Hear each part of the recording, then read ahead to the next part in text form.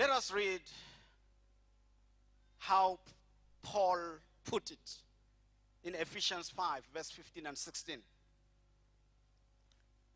the Old King James Version, Ephesians chapter 5, verse 15 and 16. See then that ye walk circumspectly, not as fools, but as wise, redeeming the time, because the days are evil. See then,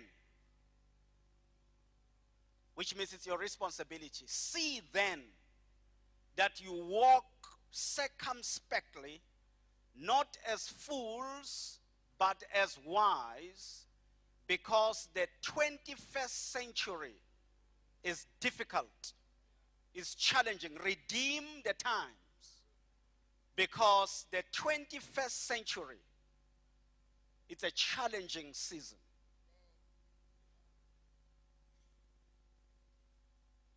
Get a grip. Which means that if you are to make it in this world, you need to be wise. Walk circumspectly. That word circumspect, it's a grammatic construct of two words. The first word is circum, which means the surrounding. It's a word from circumference. It's a word we use for circumcision, for example. It means the surrounding, meaning the environment. That's the word circum. Then the second word, spect. It's a word that we use for seeing. That is why you find it in words like a spectacle, a spectator.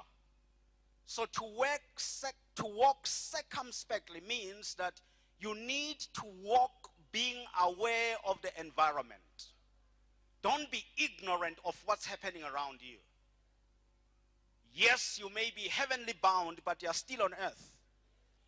And you need to be aware of what is happening around you. Walk circumspectly, not as fools, but as wise. Yes, we may be singing choruses. Yes, we may be praying, but walk circumspectly. Because you exist in an environment. So I'm going to give you 4 grips that you must get and grasp. The first grip is this. This is not your granny's planet. Say the words with me, please. This is not your granny's planet. Say it like you hear me. This is not your granny's planet. Now look into your neighbor's eyes and say the words. This is not your granny's planet. Now don't try and interpret that into Tswana because it will mess you up. Just take it as English. This is not your granny's planet. That's the first grip you must get. Especially young people.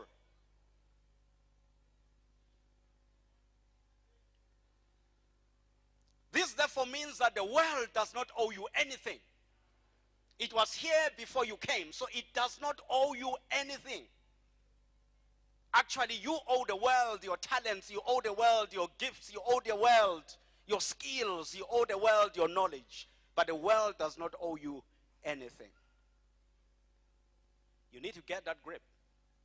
The spirit of entitlement has killed so many people. Izwele tulel. Now that may be true. But how will it help you to have the land as yours, but you don't control it? Ownership without control is useless. So many of us, especially us black people, we are saying, this is our land, but it is controlled by somebody else.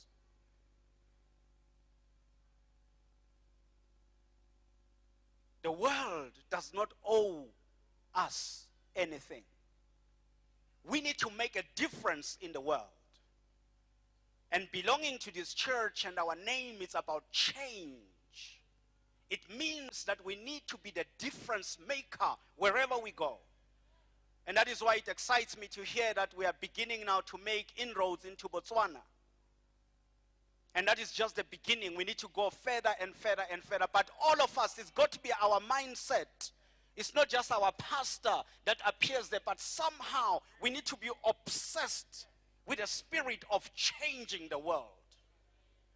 So I'm going to take you into a session where I'm going to assist you to think carefully about your situation. Now, when you think carefully about your situation, you ask questions. But you better be careful how you ask questions, because there's a wrong way of asking questions and there is the right way of asking questions. Now, in the same chapter, if you read verse 10, Solomon warns us how not to ask questions. Ecclesiastes chapter 7, verse 10, it says, "Say not thou, what is the cause that the former days were better than these? For thou do not inquire wisely concerning this." Never ask, why was yesterday better than today? Because if you ask such a question, you do not ask wisely concerning this. So there must be a wise way of asking questions. And I'm going to show you how. And there are 5 questions that you are going to ask and answer today. And I ask you to be honest with yourself and take this personally. You need to ask and answer the following 5 questions and try and write the answers on paper. It will change your life. It's a different way of doing church this morning. I'm going to take you through the questions. So it's a workshop, so work on your own progress. Are you ready for this? The first question, what do I want? What do I want? Remember, in the day of prosperity, be joyful. But in the day of lack and trouble, failure and adversity, what do? Consider your ways. So now let us consider our ways by asking the first question and answer that question. Put the answer on paper. What do I want? Because you see, if you don't even know what you want, even when the day of prosperity comes, you won't even recognize it. Are you with me? It's important for you to separate the two. There is a day of prosperity and there is a day of adversity. So let us answer that question and be honest with yourself. What do I want? You know, many people don't even know what they want. So write down the answer. What do I want? And be honest with yourself. What do I want? Now, there are 3 areas where you need to ask the question, what do I want? The first area, in my life. The second area, in my work, whether it's school work or employment work, but in my work. And the third area, what do I want in my relationships? What do I want? What do I want? What do I know you're not used to this, you know, sitting down and you're forced to answer. What do I want? In my life, in my work, in my relationships. What do I want? Are you through with that? Oh, this feels like a workshop, eh? Somewhere at Eskom or Coca-Cola. Right. And you are the candidates of performance and success. The second question. What do I really want?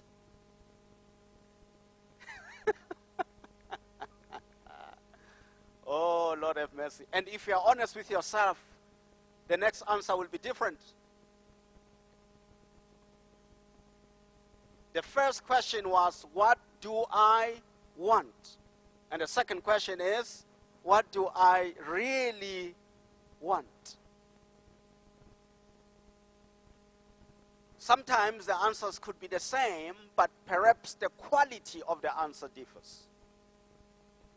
What do I really want? I'm taking you somewhere. It's very important for you to do this. And don't miss this opportunity. It's a performance improvement session. This one. Performance improvement session. You need to improve your performance in your life. You cannot continue to be an underperformer when you are the child of the Most High God. In your business, you can't continue to be mediocre in your business. You can't continue to be mediocre in your schoolwork. There's got to be a continuous improvement consciousness which says it's good, but it can be better. It's good, but it can be better. Myself, as a consultant in business, I cannot continue to be mediocre doing the same thing all the time. There's got to be betterment. More than I have used the word failure. You become a candidate for success. But if you don't know how to manage failure, you become a permanent candidate for failure.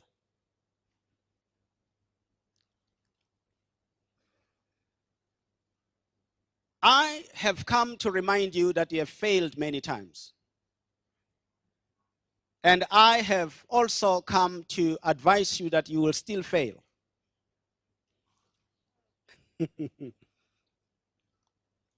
And therefore, if that is true, we better know how to fail so that we can become successful. In other words, when you fall, like you have fallen, and you are still going to fall on your way to the promised land, when you fall, you better pick something up. Are you with me?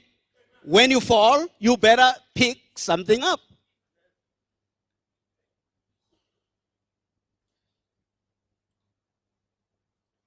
Let us echo the words of Solomon.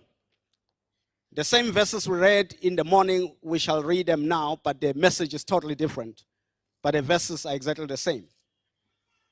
Ecclesiastes chapter 7.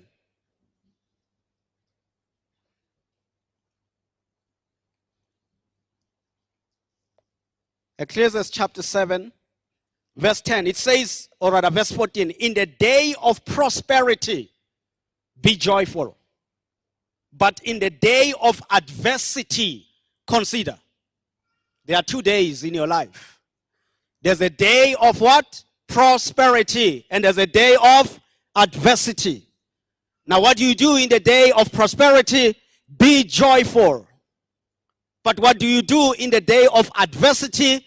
Consider. Everyone say consider. Which means there will be a day of adversity. And the word adversity there means a day of lack, a day of trouble, a day of disappointment, a day of failure. And when that day shows up, consider. Don't cry too much. Do what? Consider. But in your consideration, you better be careful how you deal with it. Because in verse 10, Solomon warns us that don't ask wrong questions. He says, say not thou, what is the cause that the former days were better than these? For thou dost not inquire wisely concerning this. So in the day of adversity, be careful what questions you ask. Never say, what is the cause that the former days were better than these? Because if you do that, Solomon says you do not inquire wisely concerning this. So my message today is fail smart. Fail how? Smart. Some of you look at me as if you don't know what I'm talking about. Everybody on earth has failed. And everybody on earth will still fail. But it will work well for you if you fail how? Smart. In other words, make failure work for you. And I will show you how to fail smart. Now, as I go through volumes and volumes that are written about successful people, I have noticed that they have this one quality, and that is they know how to handle failure. And as I observed my own life as well, as I reflected on my own life, I am where I am today because of sacrifices, because of struggles. In other words, my struggles have become the ingredients of my success. Even in my career as an organizational coach, guess what? It was like I had a random walk. A random walk is a mathematical term that is well illustrated by describing someone who is drunk being in the bush, bumping against a tree and bumping against another tree and bumping against another tree. And my own walk in my own life, I was like the drunk man, bumping against a tree, setting out to go forward, only to bump against another and set out to move forward, and bumping against another.